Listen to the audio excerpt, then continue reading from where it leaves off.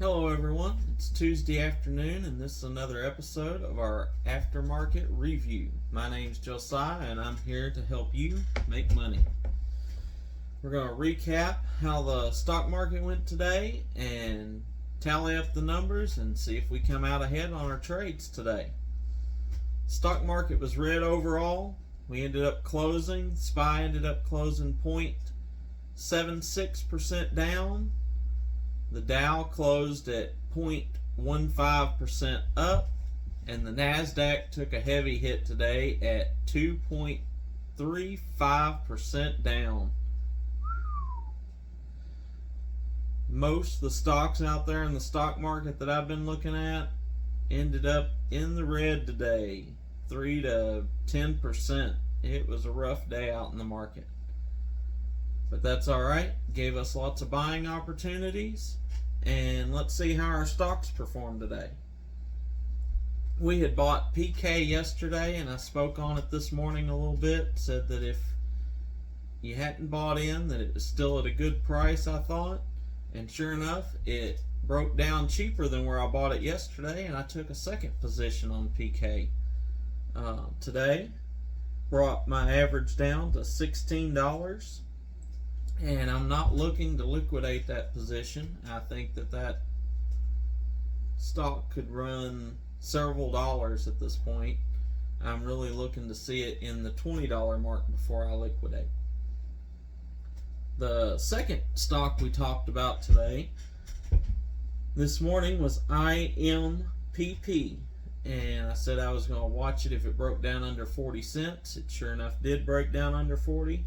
I took a position at 39.9 cents.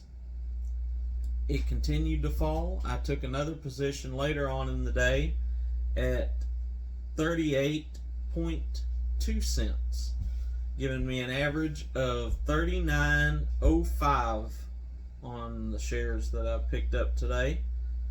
It actually closed just a little under that, so I'm going to hold those positions overnight. I did not liquidate and take that loss.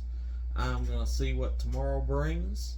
I think that there's still plenty of room for it to run up and give us a nice little percentage gain on that.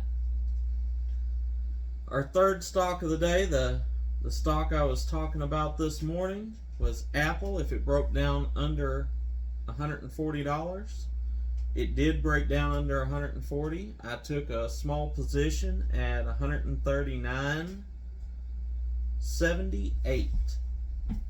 The stock continued to fall, lower than I thought it would today, which just gave me another buying opportunity. I took another position in it at 137.68, giving me an average of 138.73. I sold those right at the end of market today for $140.53, giving us a 1.3% gain on our investment. Not too shabby. The other stock I touched on this morning, I said that I'd be interested in watching it, seeing what it did, was Facebook. If it broke down under 180. Well, it got down right around 176, which I figured was just too juicy to pass up. I ended up picking up a position at 176.50 and rode that up to 182.03, giving us a 3.1% gain on our money on that. Now that's not bad at all. So we're still holding the PK as a swing trade. I'm holding the IMPPs overnight to see how they do tomorrow. Hopefully they go green for us and make us a good little percentage, but still not bad. We made 3.1% on one of our trades and a double position at 1.3%. So overall, made about 2.1% on our money invested for the day, and still got positions out to make us money tomorrow. Overall, I'm very happy with that, especially considering how red the market is. I had someone ask me why I don't just short the market, and I do short stocks occasionally. However, I don't short stocks often. I'd rather find stocks that I think is going to move and take positions, bullish positions, because this is my reasoning. If you short a $10 stock, rather if you buy a $10 stock, you kind of know how much risk is there for loss. If you buy a $10 stock and it loses 50% of its value, you lost $5 a share. If you short a $10 stock expecting it to go down, it could run to $20, $30, or who knows, sky's the limit. But if it runs to $20, then you lost $10 a share, with the amount that you could lose being pretty much infinite. Which is why you won't hear me talk about shorting stocks very often. I may short the overall market, because that's sort of controllable. You know it's not going to go too far. But I don't short stocks very often. I do keep it in my toolkit occasionally, but I really like to look for stocks that I think is going to gain, whether the day's good or bad. You know, Apple didn't gain a whole lot today, but I still made money. And that's what this channel is about. It's about learning how to make money. Watching the charts, looking for the numbers to make sense. That way we can connect the dots. The stock market really is, at the end of the day, it's as simple as buy low and sell high. I know that's an oversimplification of it, and a lot of people would argue with that, but it really is that simple.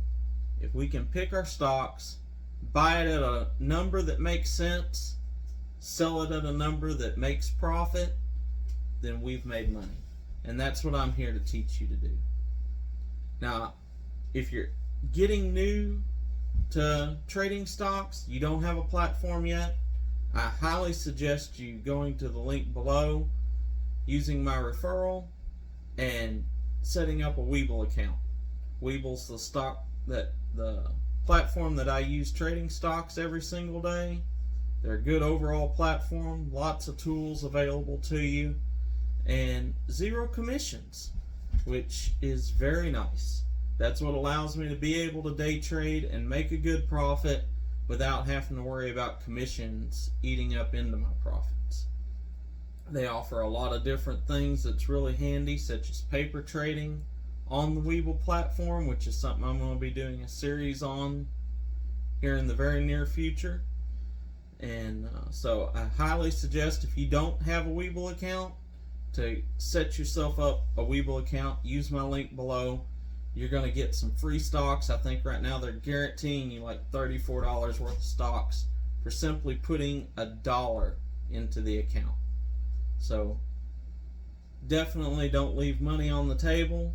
Get that set up, and I'll see you in the morning on our next episode of Before the Bell. Until then, remember, never trade with emotions, trade by the numbers.